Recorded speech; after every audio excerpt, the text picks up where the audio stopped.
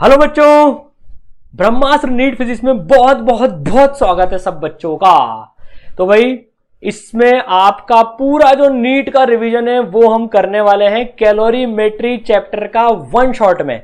सारे कॉन्सेप्ट्स, सारे की पॉइंट्स, ट्रिक्स एंड सारे पीवाईक्यूज जो रेलेवेंट हैं। तो देखो इसके बाद आपको कैलोरीमेट्री में और कुछ रिवीजन करने की जरूरत नहीं पड़ेगी, सारी चीजें रिवाइज हो जाएगी, क्वेश्चन प्रैक्टिस भी हो जाएगी। जब आप नोट करोगे ना एक चीज देखोगे यार, कैलोरीमेट्री में दो प्रोफाइल्स ऐसी हैं जिससे मेजॉरिटी ऑफ क्वेश्चंस आए हैं। तो हम रिवाइज सब कुछ करेंगे, पर वो जो दो प्रोफाइल्स हैं वो क्या हैं वो लेक्चर में आपको पता पड़ जाएगा। उनके ऊपर ज्यादा फोकस करेंगे और मैं आपको ये बताता भी जाऊंगा किसमें से कितने सालों में कितने क्वेश्चंस आए हैं। तो चलो फटाफट से पूरा कैलोरीमेट्री रिवाइज करते हैं और नीट फोड़ते हैं। Let's start. ठीक है, तो देखो अभी तक इस सीरीज में ब्रह्मास्त्र नीट फिजिक्स में अपन पूरी मैकेनिक्स रिवाइज कर चुके हैं। इसकी प्लेलिस्ट की लिंक आपको डिस्क्रिप्शन में मिल जाएगी। इलेक्ट्रोस्टैट, करंट, इलेक्ट्रिसिटी, कैपेसिटर वाला पोर्शन स्टार्ट कर चुके हैं। अभी हमें वापस से 11th का पोर्शन उठा रहे हैं, हीट वाला जो पोर्शन है ना पूरा, वो अपन रिवाइज कर रहे हैं। तो ये बच्चे जिनका इस साल एग्जाम है या जो 12th में आ चुके हैं वो इस वीडियो को बिल्कुल अच्छे से देखें। 11th का रिवीजन भी हो जाएगा साथ के साथ में, और जिन बच्चों का इस बार एग्जाम है वो फोड़ भी देंगे पूरा का पूरा। ठीक है, तो भाई 150 प्लस तो लेके आना है और फोड़ के दिखाना है, और वो फोड़ के दिखाएंगे। ठीक है, पूरा कंसंट्रेशन के साथ में। चलो जंप इन करते हैं कैलोरीमेट्री की दुनिया में। ठीक है, देखो यार ईसरल की स्टूडेंट भव्य शर्मा का रिजल्ट जो आया 685 आउट ऑफ 720 मार्क्स स्कोर करे, पूरे हिमाचल में रैंक 1 और इंडिया में 400 रैंक आई है। ठीक है ना, और भी बहुत सारे बच्चे हैं जिनके जो है रिजल्ट्स हमारे पास में आए हैं। इनकी तरह हमें भी फोड़ना है और हम फोड़ के रहेंगे। ठीक है ना, चलिए तो कैलोरीमेट्री का रिवीजन स्टार्ट करते हैं फटाफट से। तो चलो सबसे पहले देखते हैं यार कैलोरी की डेफिनेशन क्या होती है।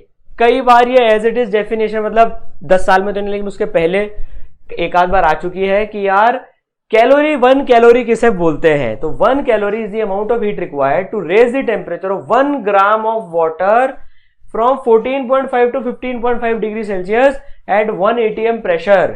तो देखो बेसिकली एक कैलोरी क्या होती है, 1 ग्राम वाटर को हम गर्म करेंगे। अब कैलोरीमेट्री में यार किससे डील करते हैं, किसी को गर्म करा, मिक्स करा लिक्विड्स को, कितनी हीट रिक्वायर्ड होगी, कितनी हीट गेन, कितनी हीट लॉस होगी, ये पता है हमको। तो यार 1 कैलोरी क्या होती है यार, 1 कैलोरी होती है कि 1 ग्राम वाटर को, 1 ग्राम वाटर, एक चुटकी सिंदूर, 1 ग्राम वाटर को 1 डिग्री सेल्सियस से, देखो ये 1 डिग्री सेल्सियस है, लेकिन इसमें अब डेफिनेशन प्रिसाइज करने के लिए कि भाई कौन सा 1 डिग्री, कहां से कहां तक का 1 डिग्री, 10 से 11, 11 से 12, 21 से 22, 21.5 से 22.5, कहां तक। तो यार ये डेफिनेशन में फिक्स कर दिया 14.5 से 15.5, और प्रेशर भी वो फिक्स कर दिया 1 atm प्रेशर पे, उसे 1 कैलोरी बोला जाएगा। ठीक है ना, वो स्टैंडर्ड 1 कैलोरी की डेफिनेशन हो गई। तो 14.5 से 15.5 ये याद रखना है आपको 1 atm प्रेशर पे। ठीक है, 1 कैलोरी 4.18 जूल के बराबर होती है। 1 calorie, this is also very important, 1 calorie heat का यूनिट है कैलोरी यार, 4.18 जूल के बराबर होती है। ठीक है, चलिए अब दो टेम्परेचर स्केल्स जनरली काम में आते हैं, डिग्री सेल्सियस और केल्विन। डिग्री सेल्सियस और केल्विन, हमें कभी भी डिग्री सेल्सियस से केल्विन में कन्वर्ट करना होता है तो हम +273 कर देते हैं, +273 हम कर देते हैं। जैसे 0 degree Celsius is equal to 273 kelvin, फिर 1 डिग्री सेल्सियस होगा तो 1 में 273 जोड़ दो, 1 में 273 जोड़ दो, दैट इज 274 केल्विन।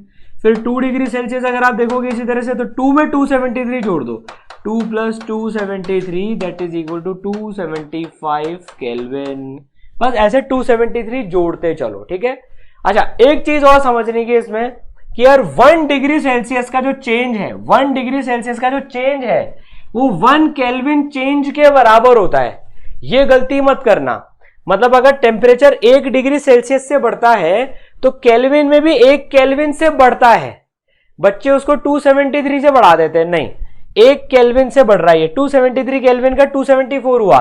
तो देखो जब मैं 0 डिग्री सेल्सियस से 1 डिग्री सेल्सियस तक गया तो 1 डिग्री सेल्सियस का चेंज आया, उसी जगह हम 273 केल्विन से 274 केल्विन पर चले गए तो 1 केल्विन का चेंज आया। तो मतलब 1 डिग्री सेल्सियस का चेंज, ये चेंज की बात कर रहे हैं अपन, जो टेम्परेचर बढ़ाया हमने या घटाया, तो 1 डिग्री सेल्सियस का चेंज 1 केल्विन चेंज के बराबर होता है।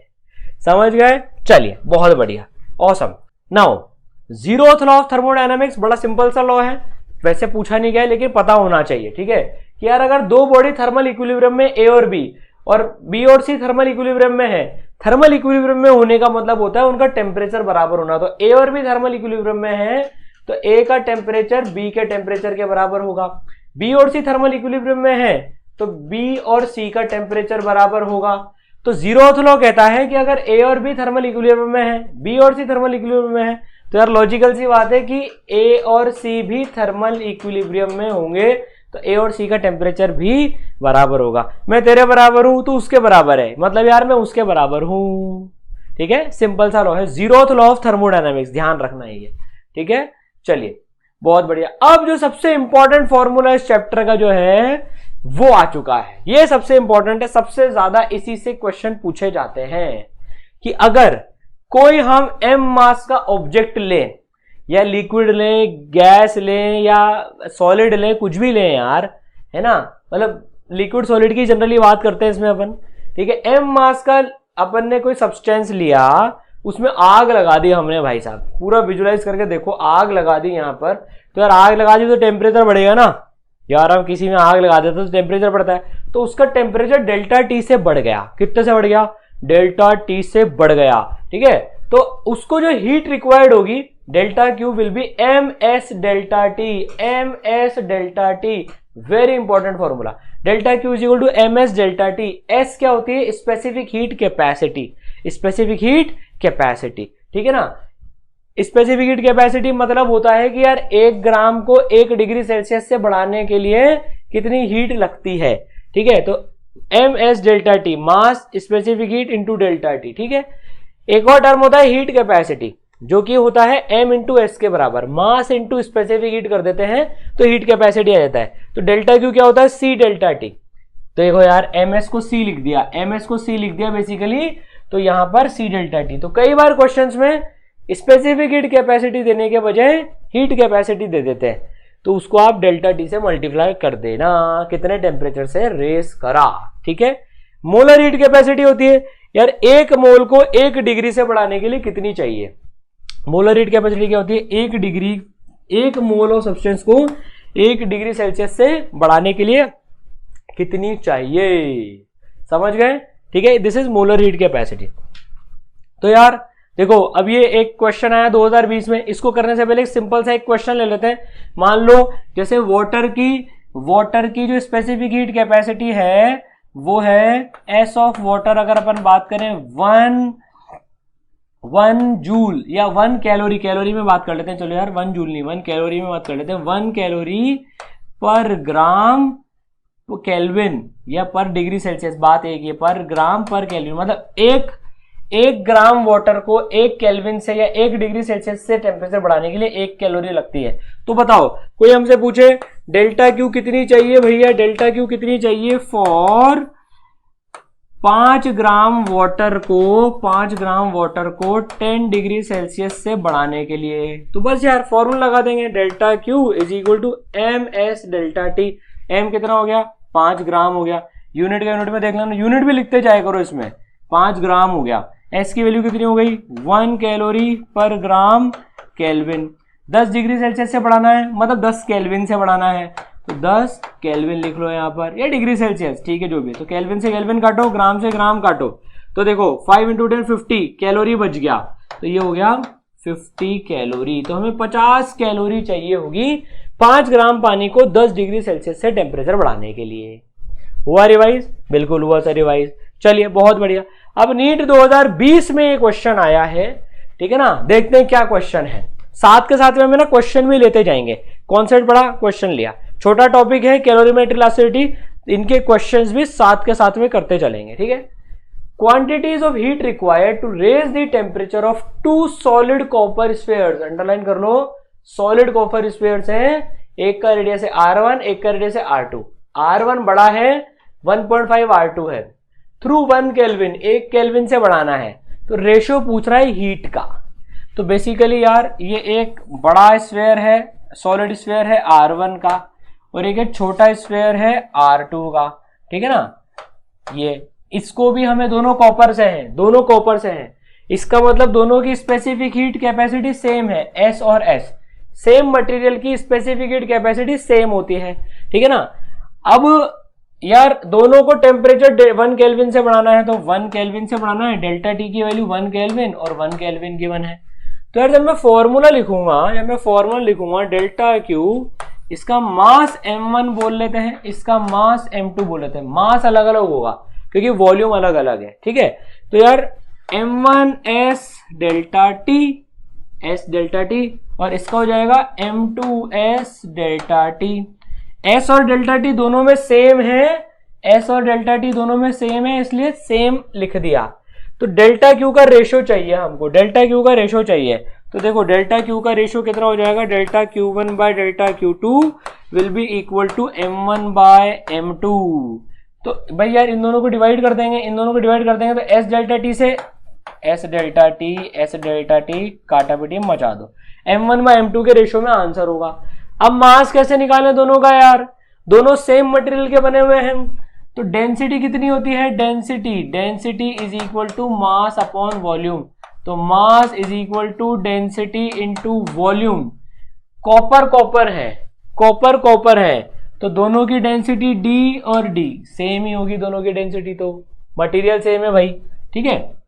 तो मास 1 बाय मास 2 का जो रेशियो हो जाएगा वो वॉल्यूम 1 बाय वॉल्यूम 2 का रेशियो हो जाएगा, दोनों की वॉल्यूम का रेशियो हो जाएगा ये, विच विल बी, वॉल्यूम कितनी होती है 4/3 पाई R1 क्यूब अपॉन 4/3 पाई R2 क्यूब।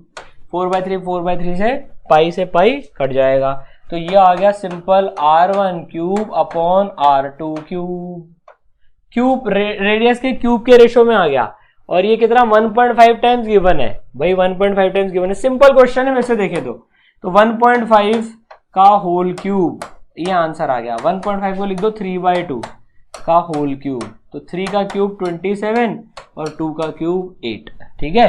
तो देखो आंसर आ गया 27/8, आंसर इज सेकेंड ऑप्शन 27/8, समझ गए। तो ऐसे क्वेश्चन जनरली आते हैं, तो उसमें सबसे पहले करने की ट्रिक क्या होती है, ऐसे डायग्राम बना के लिखते जाओ क्या क्या चीजें सेम हैं और क्या क्या चीजें डिफरेंट है। नीट में मेजरली इसी टाइप के क्वेश्चन पूछे जाते हैं, कंपैरिजन वाले। इलास्टिसिटी में भी आप देखोगे मेजर क्वेश्चन कंपैरिजन वाले हैं, दो चीजें दे देंगे, इसका बताओ, ठीक है। तो उसमें क्या होता है, एक का डायग्राम बना लो, दूसरा डायग्राम बना लो, चीजें लिखते जाओ क्या क्या सेम है और क्या क्या अलग अलग है, आंसर आ जाता है, समझ गए। चलिए बहुत बढ़िया। नाउ अब आइसोलेटेड सिस्टम में अब अपन ये रिवाइज करते हैं, अगर दो लिक्विड्स को हमने मिला दिया तो यार एक हीट गेन करेगा, एक हीट लूज करेगा। ठंडी और गर्म चीज को मिला दिया तो दोनों कॉमन टेम्परेचर पे पहुंचेंगे, पहले तो एक का टेम्परेचर ज्यादा था एक का कम था, दोनों कॉमन टेम्परेचर पे पहुंचेंगे, तो यार एक हीट गेन करेगा एक हीट लॉस करेगा, तो M1S1 T final minus T1, M2S2 T2 minus T final. लेकिन इससे क्या है, कंफ्यूजन हो जाता है लिखने में। जनरली अगर अपन इससे करते हैं ना, इस मेथड से heat gain equal to heat loss से, तो इससे क्या है, किसमें T फाइनल माइनस T1 आएगा, किसमें T2 माइनस T फाइनल आएगा, लफड़ा होता है। बेस्ट तरीका क्या होता है, इससे सॉल्व करो, heat gain equal to 0, net heat gain equal to 0, M1S1 T final minus T1, M2S2 T final minus T2। बस तो आपको इसमें ये ध्यान रखना है, फाइनल माइनस इनिशियल करना है, बस फाइनल माइनस इनिशियल करना है, इसमें भी फाइनल माइनस इनिशियल, इसमें भी फाइनल माइनस इनिशियल। अपने आप एक टर्म पॉजिटिव और एक टर्म नेगेटिव आ जाएगी, आपको दिमाग ही नहीं लगाना। फिर चाहे आप इसको राइट हैंड साइड पे ले जाके सॉल्व कर लो, क्योंकि अगर अभी 2 लिक्विड है, 3 लिक्विड आ गए तो 4 लिक्विड आ गए तो उसमें किसका बड़ा किसका घटा पता ही नहीं होता है। तो इसलिए इसमें ऐसे लिखो, हीट गेन का sum equal to 0, M1S1 delta T1, M2S2 delta T2 equal to 0, अपने आप सॉल्व हो जाएगा। ठीक है, चलो बहुत बढ़िया। इस पे वैसे जनरली ज्यादा क्वेश्चन नहीं आए नीट में, 2 लिक्विड मिक्स वाले को। हाँ, आइस वाटर और स्टीम वाटर लेटेंट हीट पे आते हैं क्वेश्चन, उनको मिक्स करती है नीट जनरली, आइस वाटर मिला देगी, स्टीम वाटर मिला देगी, ठीक है। कैलोरीमीटर होता है यार, ये स्पेसिफिक हीट नापने में काम आता है। तो जैसे क्या हुआ यार, जेई में जनरली ज्यादा पूछा जाता है, ये नीट में नहीं पूछा गया है, मतलब लास्ट 10 ईयर्स में तो नहीं पूछा गया है ये, ठीक है, लेकिन सिलेबस में है, कैलोरीमीटर सिलेबस में है। तो यार हमने एक पानी ले लिया, ठीक है, उसमें गर्म आयरन की बॉल डाल दी और उसमें थर्मोमीटर लगा दिया टेम्परेचर मेजर करने के लिए। तो 3 चीजें हो गई देखो इसमें, तो पानी हो गया, वाटर हो गया, फिर एक कॉपर की ये बॉल हो गई, है ना, कॉपर की ये तो कैलोरीमीटर हो गया। कैलोरीमीटर खुद का भी कुछ मास है, कैलोरीमीटर में खुद का भी कुछ मास होता है, ठीक है, और ये आयरन की बॉल हो गई। तो इसमें मैंने मतलब इसको जो अपना पहला तरीका था प्लस करके T फाइनल माइनस 100, इसको ऐसे करके लिख लो। दूसरा जो तरीका था, जो सेकंड तरीका था ना कि सबको T final minus 20, T final minus 20, T final minus 100, भाई हमने बॉल 100 डिग्री सेल्सियस पे डाली थी, ये जो बॉल थी 100 डिग्री सेल्सियस पे डाली थी, पानी 20 डिग्री सेल्सियस पे था, कैलोरीमीटर 20 डिग्री सेल्सियस पे था। तो बस आप फाइनल टेम्परेचर थर्मोमीटर से मेजर करके SI की वैल्यू कैलकुलेट कर सकते हो, ठीक है, समझ में आया? वो क्वेश्चन पढ़ोगे आपको समझ में आ जाएगा, ठीक है। चलिए अब जो सबसे इंपॉर्टेंट पार्ट है, मतलब वो MS डेल्टा T तो हो गया एक इंपॉर्टेंट पार्ट, अब जो सेकंड मोस्ट इंपॉर्टेंट पार्ट है नीड पर्सपेक्टिव से, वो है change of state. Change of state, जब हम आइस को हीट करते हैं तो देखो यार वो पानी में कन्वर्ट होता है, आइस सॉलिड है, 0 डिग्री का आइस सॉलिड है, और वो वाटर में कन्वर्ट हो रहा है 0 डिग्री के वाटर में। तो जब स्टेट चेंज होती है, जैसे सॉलिड से लिक्विड, फिर लिक्विड से गैस, इसे स्टेट चेंज कहते हैं। चेंज ऑफ स्टेट 3 स्टेट्स होती हैं, सॉलिड, लिक्विड और गैस, ठीक है ना। तो यार जब स्टेट चेंज होती है ना, तो 2 चीजों का ध्यान रखना है। जब स्टेट का चेंज होता है तो टेम्परेचर चेंज नहीं होता है हीट सप्लाई करने के बाद भी, मतलब जब स्टेट चेंज हो रही होती है ना तो टेम्परेचर चेंज नहीं होता है हीट सप्लाई करने के बाद भी। अगर मैं 0 डिग्री सेल्सियस के आइस को हीट करूंगा, मान लो हमने, तो ऐसा नहीं होगा कि यार गर्मा गर्म बर्फ बन जाएगा वो, कि यार 50 डिग्री का बर्फ लो और जल रहा है बर्फ, बहुत एकदम बर्निंग आइस, ऐसा नहीं होगा। तो पहले 0 डिग्री का आइस 0 डिग्री के वाटर में कन्वर्ट होगा, ठीक है। और जब ये स्टेट चेंज हो रही होती है, जब ये स्टेट चेंज हो रही होती है ना, मतलब जब बर्फ पानी में कन्वर्ट हो रहा होता है, तो दोनों कोएग्जिस्ट करते हैं उस टाइम पर। आइस भी 0 डिग्री पे होता है और वाटर भी 0 डिग्री पे होता है, जब तक कि सारा वाटर 0 डिग्री पे नहीं बन जाता। तो दोनों एग्जिस्ट करते हैं, ठीक है, समझ गए? तो इंपॉर्टेंट पॉइंट है ये। अब देखो एक डायग्राम आपके लिए बनाया है, इससे आप पूरी सिचुएशन समझ लो, पूरी सिचुएशन समझ लो। हमने एक आइस लिया -10 डिग्री सेल्सियस पे, -10 डिग्री सेल्सियस में हमने एक आइस लिया, उसको गर्म करना चालू करा। -10 से पहले आइस का टेम्परेचर बढ़ेगा, 0 डिग्री तक आएगा, -10 से 0 डिग्री तक आइस आएगा, फिर इसका मेल्टिंग पॉइंट आ गया आइस का 0 डिग्री सेल्सियस, फिर वो पानी में कन्वर्ट होएगा। तो इस दौरान पे देखो पानी और बर्फ, पानी और आइस दोनों एग्जिस्ट कर रहे हैं, दोनों एग्जिस्ट कर रहे हैं, देखो यहां पर, ठीक है। फिर पूरा का पूरा वाटर बन गया 0 डिग्री सेल्सियस में, फिर पानी को गर्म करा तो पानी का टेम्परेचर बड़ा 100 डिग्री सेल्सियस हो गया। अब यहां पर बॉइलिंग पॉइंट आ गया, वाटर का बॉइलिंग पॉइंट आ गया 100 डिग्री सेल्सियस पे। तो 100 से फिर स्टीम बनेगी 100 डिग्री सेल्सियस की, वाटर हीट गेन कर रहा है, स्टीम में कन्वर्ट हो रहा है। और जब तक टेम्परेचर 100 का 100 रहेगा, जब तक कि पूरी स्टीम नहीं बन जाती 100 डिग्री सेल्सियस की, समझ गए? तो पानी गर्म हो रहा है, थोड़ी स्टीम बनी, थोड़ी बनी, पूरी स्टीम बन गई। फिर आप स्टीम को और गर्म करते जाओगे तो अब वो और ज्यादा टेम्परेचर की स्टीम होती जाएगी, अब जब पूरी स्टीम बन चुकी है तो, ठीक है। तो यार यहां पर तो देखो, अब समझने की बात यह है कि कहां पर हम MS डेल्टा T लगा रहे हैं, और एक जो आगे आएगा लेटेंट हीट पढ़ लेते हैं। चलो पहले अपन लेटेंट हीट क्या होता है, जब स्टेट चेंज होती है ना, तो मुझे कितनी हीट चाहिए एक स्टेट से दूसरी स्टेट में कन्वर्ट करने के लिए, ठीक है। तो जब आइस से वाटर में कन्वर्ट होता है, तो उसे latent heat of fusion of ice कहते हैं, latent heat of fusion of ice कहते हैं, जो कि 80 कैलोरी पर ग्राम होती है। और हीट कितनी रिक्वायर्ड होती है, ml रिक्वायर होती है, ml, समझ गए? जैसे वहां पर ms डेल्टा टी होती थी जब टेम्परेचर चेंज करना होता था, स्टेट चेंज करने के लिए ml चाहिए होती है, ml mass into latent heat. Latent heat का मतलब होता है पर ग्राम कितनी कैलोरी हमको चाहिए कन्वर्जन के लिए। तो latent heat of fusion of ice, इसका मतलब क्या है कि यार 1 ग्राम आइस को 0 डिग्री सेल्सियस पे 1 ग्राम वाटर में बनाने के लिए हमें 80 कैलोरी चाहिए, 80 कैलोरी चाहिए।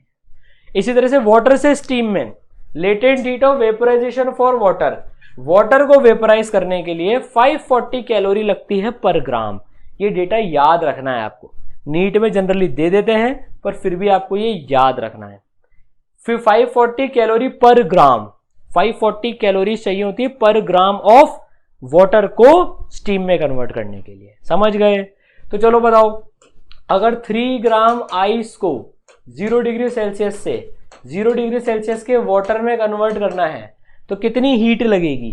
फॉर्मूला लगाओ, delta Q is equal to ml।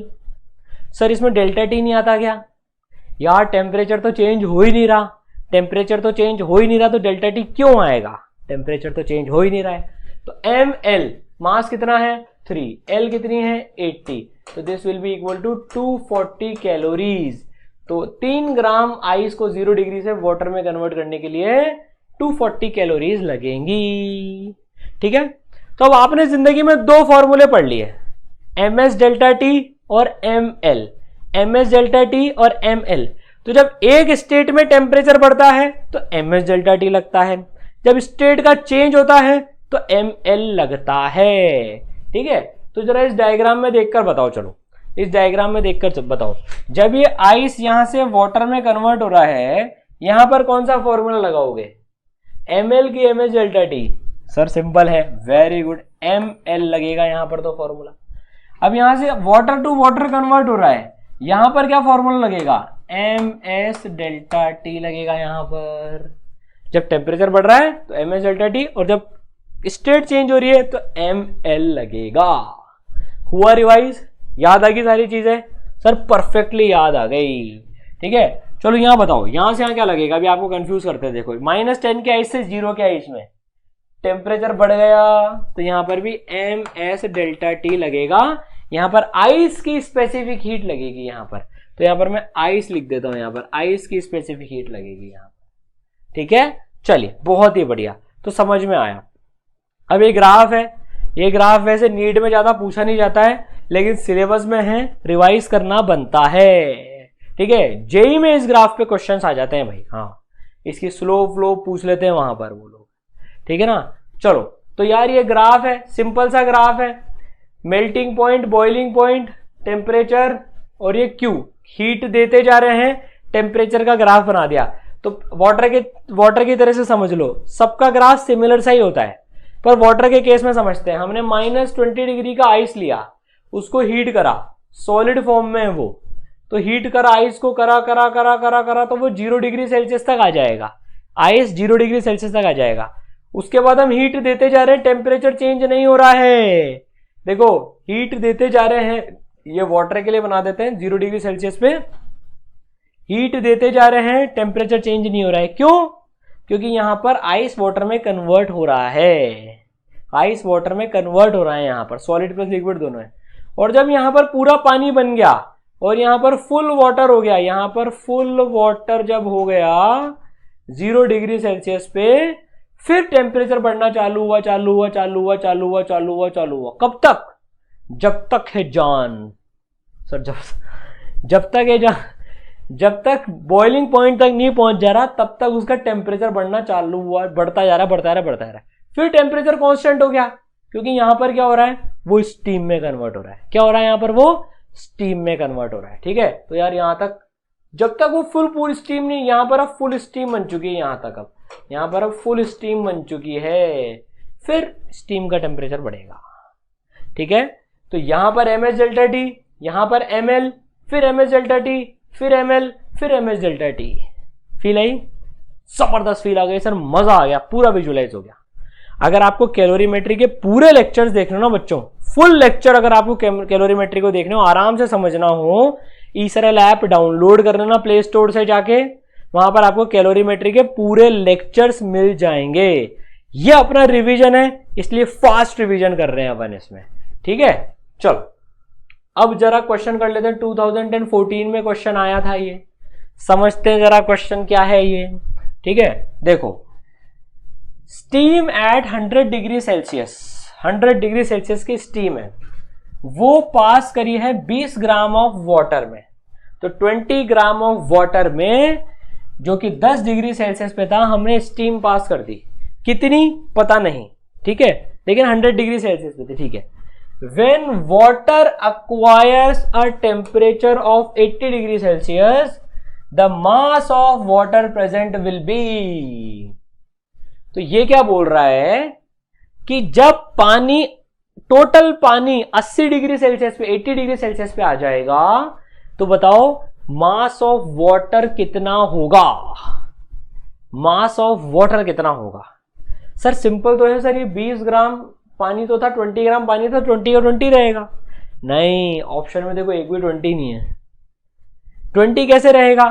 Steam भी जो थी वो पानी में कन्वर्ट हो जाएगी ना, 80 डिग्री सेल्सियस के पानी तक पहुंचना है स्टीम को भी। तो हुआ क्या, इसको करने का तरीका देखो, इसको ऐसे करा जाता है। यहां पर ले लो आप स्टीम, है ना, मान लो x ग्राम ऑफ स्टीम थी, x ग्राम ऑफ स्टीम थी, कितने पे थी, 100 डिग्री सेल्सियस पे। और इधर आपने शुरुआत किससे करी थी, इधर आपने शुरुआत, और दूसरा चीज क्या ली थी आपने, वाटर लिया था 20 ग्राम का 10 डिग्री सेल्सियस पे, दोनों को मिला दिया। तो ये तो ठंडी होएगी और ये गर्म होएगा, गर्म और ठंडा मिला दिया तो इसका टेम्परेचर घटेगा, इसका टेम्परेचर बढ़ेगा, तो ये हीट लूज करेगी स्टीम। तो पहले स्टीम किस में कन्वर्ट होगी, पहले स्टीम किस में कन्वर्ट होगी, वाटर में कन्वर्ट होगी, वही x ग्राम वाटर में कन्वर्ट होगी 100 डिग्री सेल्सियस में, हीट लूज करेंगे यहां पर, और फिर ये कन्वर्ट होके आएगा। अब ये वाटर कन्वर्ट होगा, कन्वर्ट नहीं होगा, मतलब वाटर का टेम्परेचर अब 80 डिग्री सेल्सियस तक पहुंचाना है हमको, वाटर का टेम्परेचर 80 डिग्री सेल्सियस तक पहुंचाना है। और ये भी अपना टेम्परेचर बढ़ा के 10 से 80 तक पहुंच गया, ये भी अपना टेम्परेचर बढ़ा के 10 से 80 तक पहुंच गया। तो यहां पर x plus 20 gram of water आ जाएगा, x plus 20 gram of water आ जाएगा यहां पर। तो जो हमारा आंसर होगा वो x प्लस 20 ग्राम होगा। समझ रहे हो, x ग्राम स्टीम पहले x ग्राम वाटर में कन्वर्ट हुई 100 डिग्री पे, फिर 100 डिग्री से ये पानी 80 डिग्री तक पहुंचा, और उसी समय में ये 20 ग्राम पानी 10 डिग्री सेल्सियस से 80 डिग्री पे पहुंच गया। तो सिंपल सी बात है, जितनी इसने हीट लूज करी, जितनी इसने हीट लॉस करी, उतनी इसने हीट गेन करी। सिंपल सी बात है, फटाफट से कैलकुलेशन कर लेते हैं।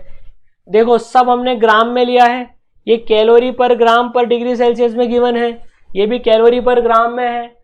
तो सब कुछ सीजीएस सिस्टम में चल रहा है, ग्राम सेंटीमीटर में चल रहा है सारा मामला, ठीक है ना, और कैलोरी।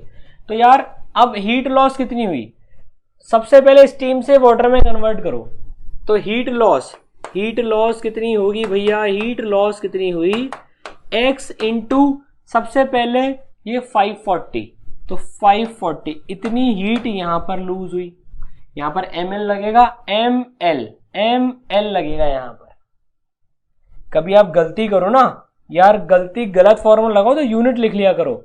x क्या है, ग्राम है, और ये 540 क्या है, कैलोरी पर ग्राम है, तो कैलोरी पर ग्राम। तो देखो ग्राम से ग्राम कट गया, कैलोरी बचनी चाहिए, कुल मिला के कैलोरी बचनी चाहिए, प्लस यहां से यहां पर कितना हीट लॉस करा, ms डेल्टा टी। तो यार कितना हो जाएगा यहां पर, ms डेल्टा टी हो जाएगा। तो x इंटू s की वैल्यू कितनी है, 1 गिवन है, 1 इंटू टेम्परेचर में कितना चेंज आया, 100 माइनस 80, इतनी हीट लॉस हो गई, टोटल मिला के। तो सम कर लेते हैं इसको, कितना हो गया ये 540x प्लस 20x, ठीक है, इतना हो गया, ये इतना ही तो हुआ 540x प्लस 20x।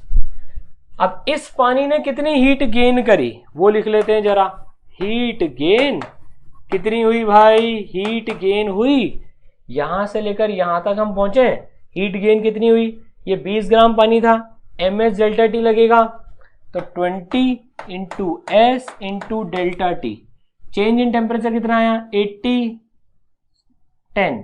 10 से 80 तक पहुंच गए, तो 80 माइनस 10, तो ये हो गया 20 इंटू 70, 20 इंटू 70। तो बस अब दोनों को बराबर कर दो यार, दोनों को बराबर कर दो, दोनों को बराबर करें, heat loss equal to heat gain, दोनों को बराबर करें तो 540 plus 20 560, 540 plus 20 560, x is equal to 20 into 70, x की वैल्यू आ जाएगी, x की वैल्यू आ जाएगी, तो यार x is equal to 20 into 70 divided by 560, 0 से 0 काटो, 7 8 जा, और 8 को 4 से काटो 2, 5 by 2 that is equal to 2.5 gram, x की वैल्यू 2.5 ग्राम आ गई, ठीक है। और आंसर हमारा क्या है, आंसर हमारा क्या है, टोटल वाटर, x प्लस 20 हमारा आंसर है, तो 20 प्लस 2.5 22.5, जो हमारा आंसर है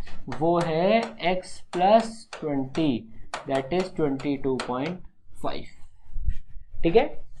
थोड़ा सा बड़ा क्वेश्चन था, लेकिन जब आप खुद सॉल्व करने बैठोगे तो फास्ट वे में हो जाएगा, ठीक है। चलिए अब कैलोरीमेट्री का लास्ट सवाल करते हैं, नीट 2016 का सवाल है, फिर हमारा कैलोरीमेट्री का रिवीजन खत्म हो जाएगा पूरा, ठीक है। थ्योरी हम पूरी रिवाइज कर चुके हैं। क्या क्वेश्चन है, अ पीस ऑफ आइस, एक आइस का टुकड़ा जो है falls from a height h height से गिर रहा है, so that it melts completely, पूरा वो मेल्ट हो जा रहा है, पूरा वो मेल्ट हो जा रहा है, ठीक है, ठीक है। तो भाई एक आइस का टुकड़ा है, h हाइट से गिर के वो सीधा पानी में यहां पर कन्वर्ट हो जा रहा है, ठीक है। Only 1/4 of the heat produced, 1/4 का मतलब 1/4 of the heat produced is absorbed by the ice and all energy of ice gets converted into heat during its fall. तो क्या बोल रहा है कि जब आइस का ये टुकड़ा, ये आइस का ये टुकड़ा जो है ये नीचे गिरा, तो इसकी जो सारी एनर्जी थी वो हीट में कन्वर्ट हो गई, सारी एनर्जी हीट में कन्वर्ट हो गई, लेकिन इस आइस ने 1/4 ही हीट यूज में ली। मतलब मिला के बात यह है कुल मिला के कि 1/4 जो इसकी एनर्जी थी ना वो इसने अपने काम में ले ली।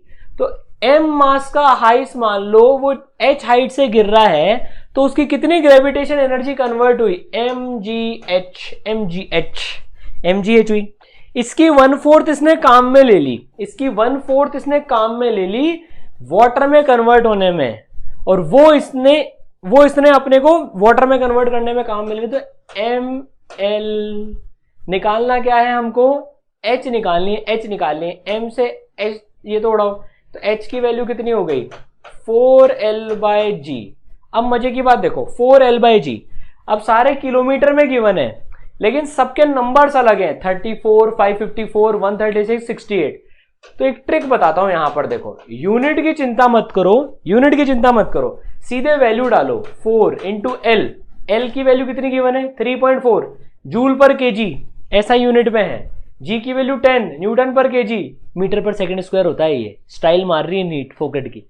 हाँ न्यूटन पर केजी, अबे मीटर पर सेकंड स्क्वायर लिख दे यार, ठीक है। तो यार दोनों ऐसा यूनिट पे गिवन है, तो 4 इंटू 3.4 इंटू 10 की पावर 5 डिवाइडेड बाय 10, तो ये 10 से एक 10 की पावर ये उड़ा दो। आप तो सिंपल 34 को 4 से मल्टीप्लाई कर लो, 34 को 4 से मल्टीप्लाई करोगे तो 4 4 16, कैरी लगा 1, 12 और 3, 136। 136 का नंबर कहाँ दिख रहा है, 136 का नंबर दिख रहा है यहाँ पर, ठीक है। बाकी यूनिट की टेंशन लेने की जरूरत नहीं है, 136 अपने आप आंसर आ गया, अपने आप वो किलोमीटर में आ जाएगा वो, ठीक है, समझ गए।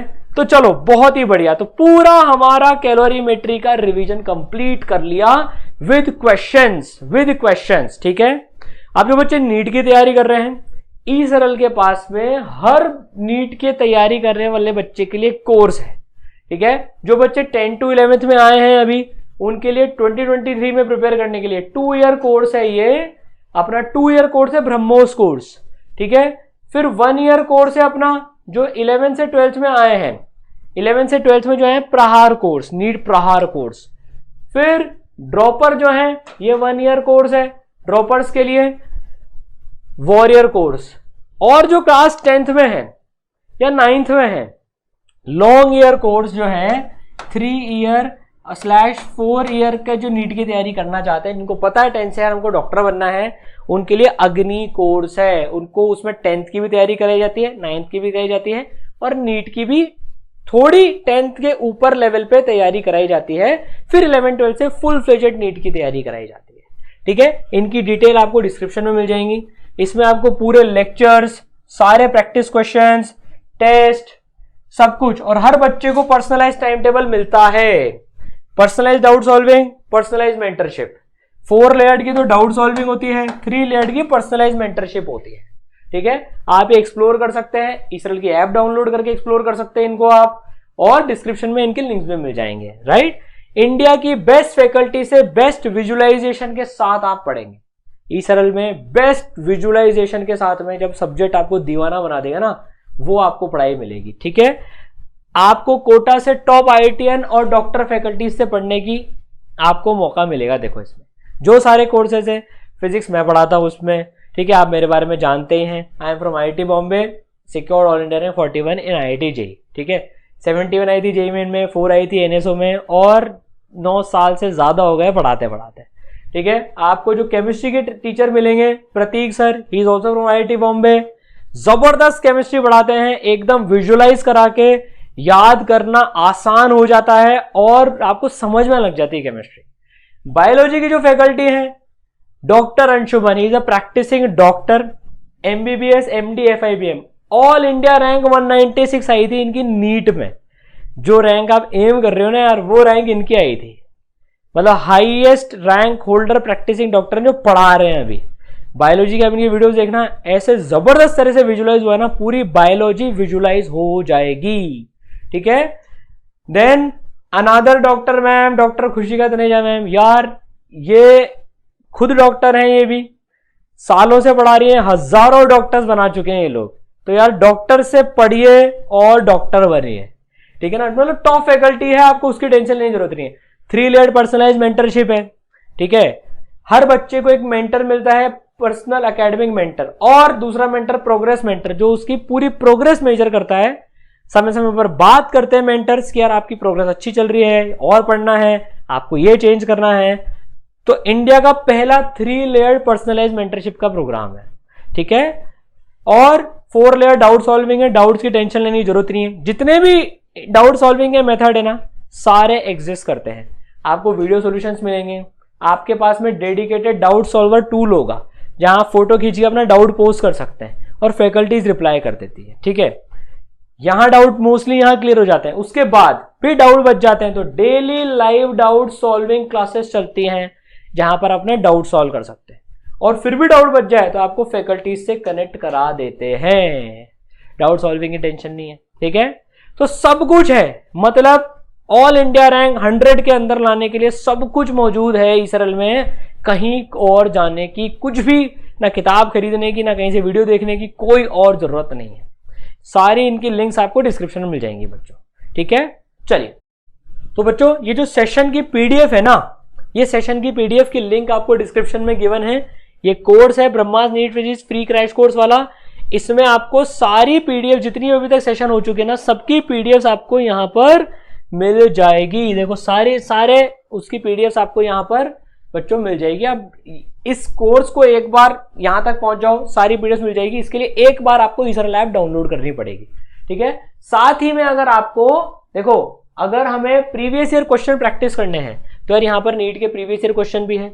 आप यहाँ पर से कैलोरीमेट्री के क्वेश्चंस प्रैक्टिस कर लेना। वैसे मोस्टली अपन ने कैलोरीमेट्री के तो कवर कर लिए, आप यहां से कैलोरीमेट्री कहां गए तुम, कहां हो तुम, ये कैलोरीमेट्री के ये क्वेश्चंस यहां से आप प्रैक्टिस कर लेना। ठीक है, ज्यादा क्वेश्चंस नहीं है, 4 क्वेश्चंस हैं, 2008 से 2020 तक के क्वेश्चंस हैं यहाँ पर में।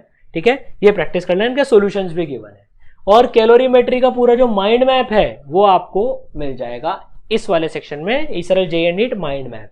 सारे फॉर्मूले एक पेज पे लिखे हुए हैं जहां पर। ठीक है, तो ये सारी चीजों की लिंक, एक लिंक है वो डिस्क्रिप्शन में गिवन है। ठीक है, चलिए, ऑल द बेस्ट, मचा देना है, फोड़ देना है।